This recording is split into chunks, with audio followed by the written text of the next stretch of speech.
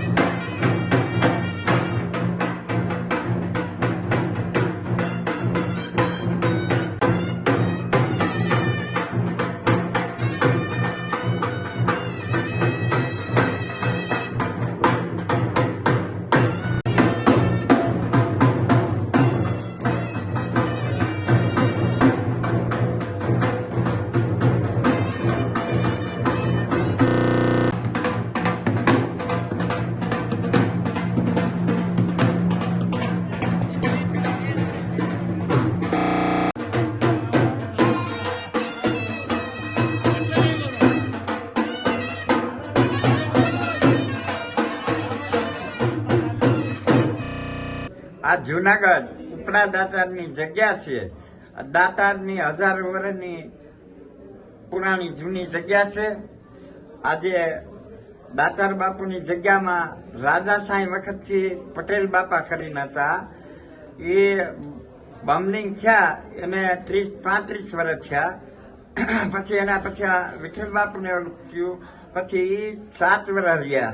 7 વર્ષ થયા બમલિંગ થયા એને 8મું વર્ષ ચાલુ થાય. એટલે એની જે કાંઈ સમાધિ પૂજન છે એની પુણ્યતિથિ ઉજવાય છે. ધામે ધૂમે એની જે કાંઈ વિધિ થાય એ બધી પૂજા કરી. બધા ભાવિકો સેવકો જાત્રા ખૂબ ઉમટી પડ્યા છે અને બધાએ ખૂબ દર્શનનો એ લાવો લીધો અને બધા મહાપ્રસાદ લીધો અને બધા ખૂબ ધન્ય બન્યા. અને સાંજને 9 વાગ્યાથી સવા લગીની સંતવાણી છે.